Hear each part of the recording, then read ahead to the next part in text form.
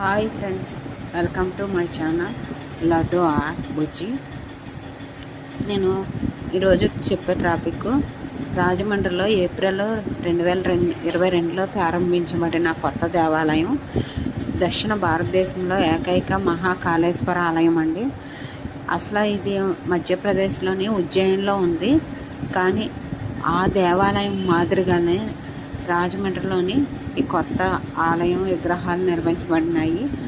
ఇష్టమైన డిజైన్లు మరియు డ్రాయింగ్ గోపురం నిర్మించబడింది. జైపూర్ని మరియు మహాబలిపురం నుంచి నాణ్యమైన గ్రానైట్తో తీసుకొచ్చింది. కులమత భేదం లేకుండా బౌద్ధ మతం, జైన మతం అన్ని రకాల విగ్రహాలు గ్రానైట్తో తయారు చేసి పెట్టారండి.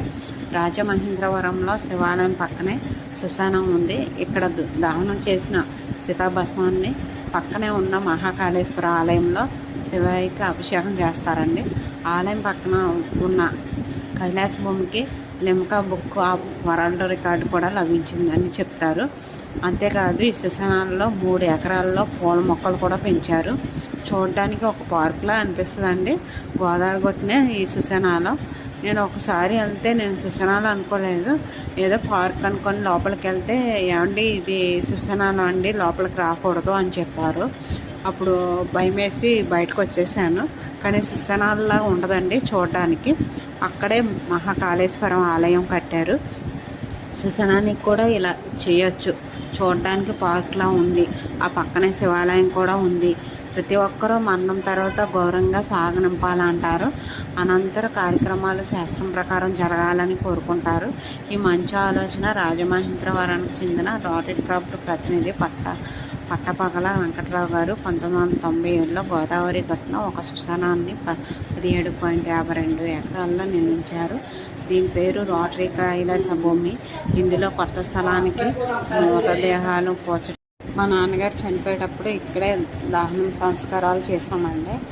ఈ శ్మశానాలు తీసుకెళ్ళి మహాకాళేశ్వర ఆలయం వెనకాలే దహన సంస్కారాలు చేస్తారు. ఈ శ్మశానానికి పక్కన గోదావరి నది ఒడ్డున గౌతమి ఘాట్లో 2 ఎకరాల్లో మహాకాళేశ్వర ఆలయం నిర్మించారు. ఇక్కడ తెల్లారుజామున శివయ్యకి విశిష్టమైన అభిషేకం చేస్తారండి. గోపిడకలతో విభూతిగా మార్చి అభిషేకిస్తారు. ఈ బాష్పాభిషేకం కోసం ఆలయం పక్కన రోటరీ క్లబ్ నిర్వహిస్తున్న కైలాస భూమి నుంచి ఈ ఆరతి కోసం సీతాభస్మాన్ని శాస్త్రవేత్తంగా స్వీకరించి ఆలయానికి తీసుకొస్తారండి. ఈ బాష్పాభిషేకం పొద్దున్నే తెల్లారగట్ల చూడడానికి చుట్టుపక్కల చాలా